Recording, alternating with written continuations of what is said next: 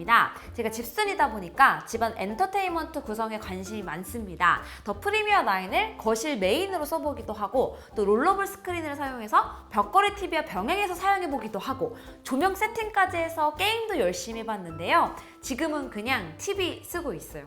프로젝터는 설치와 세팅이 어려움에도 불구하고 대화면 때문에 사용하는 건데 요새 대화면 사이즈의 TV 가격이 많이 내려오기도 했고 거실을 완벽하게 안막으로 사용할 준비가 되어 있지 않은 이상 밝기와 컬러 차이가 너무 많이 나서 안 되겠더라고요.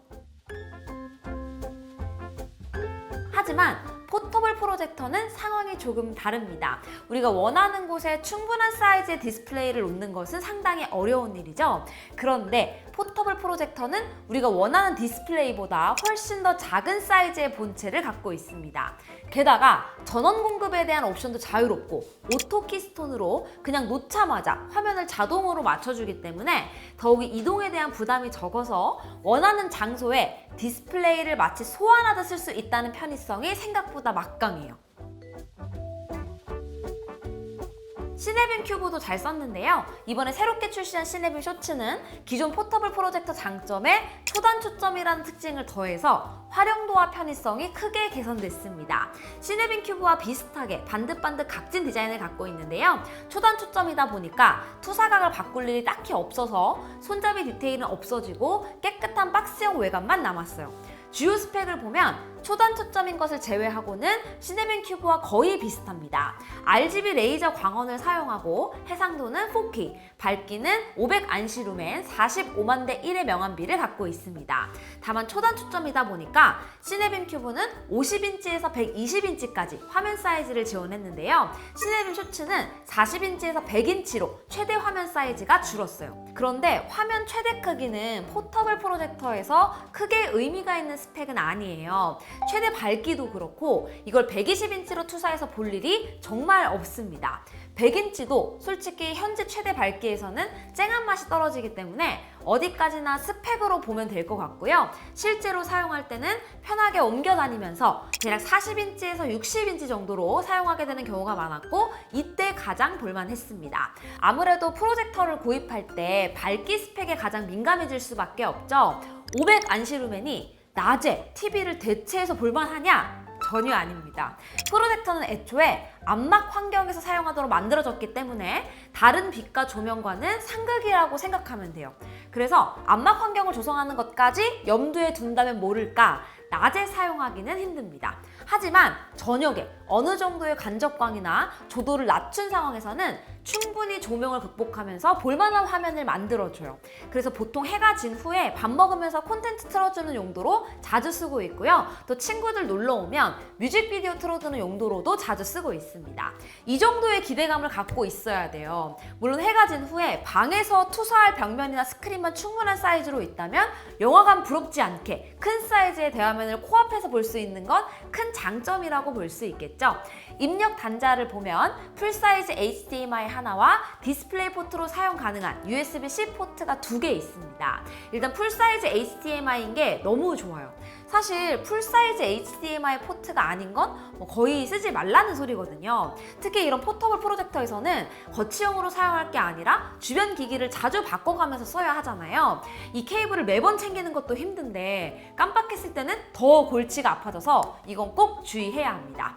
그리고 이번에 USB-C 포트가 2개가 됐거든요. 둘 다 디스플레이 신호를 받기 때문에 하나는 전원 공급용으로 쓰면서 하나는 랩탑이나 아이패드 등등 디스플레이 신호를 줄 수 있는 어떤 기기든 연결해서 쓰면 돼서 활용도가 크게 늘어났습니다.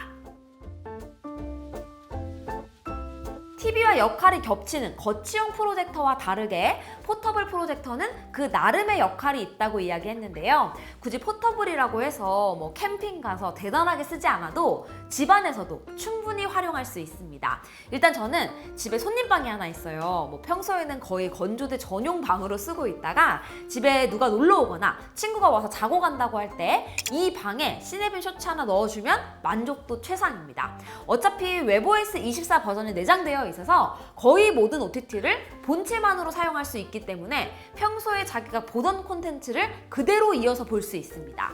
이거 오는 사람들 전부 감동한 포인트였어요.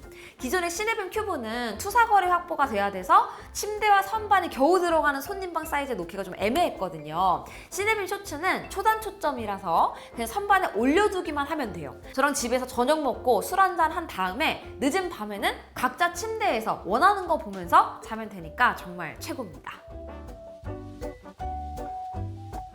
두 번째는 가장 훌륭한 밥 친구입니다. 저는 거실에 소파 없이 리클라이너만 사용하고 있는데요. 그러다 보니까 TV 보면서 소파 앞에 앉아서 거실 테이블에 음식 올려두고 밥 먹는 게 불가능하거든요. 이제는 옆 벽면에 시네빔 쇼츠 가까이 붙여주면 끝입니다. 기존의 시네빔 큐브로도 이렇게 많이 썼는데 단점이 초단 초점이 아니다 보니까 너무 많은 거리가 필요했고 또 원하는 만큼 충분한 화면 사이즈를 만들기는 더 어려웠거든요. 그런데 이제는 벽면에 15cm 정도만 띄워두면 마치 엄청나게 큰 TV를 옆에 둔 것처럼 편하게 보면서 밥 친구 삼을 수 있어서 좋았어요. 또 하나는 요새 밖에 나가서 외식하는 것보다 집에 친구들을 초대해서 저녁 먹으면서 술 한잔 하는 것을 좋아하는데요. 그럴 때 뮤직비디오 플레이어 역할로 쓰면 분위기도 좋고 뭔가 IT 유튜버 같다고 친구들도 좋아해요. 에어플레이 2를 자체적으로 지원하기 때문에 별도 클라이언트 기기를 연결할 필요도 없습니다. 동일 네트워크에만 있으면 누구든 아이폰이나 아이패드를 이용해서 바로 무선으로 영상 신호를 보낼 수 있어요.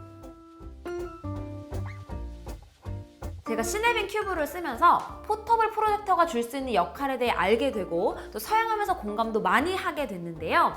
이번에 시네빔 쇼츠를 쓰면서는 뭔가 포터블 프로젝터의 최종 진화 버전을 써본 듯한 느낌이에요.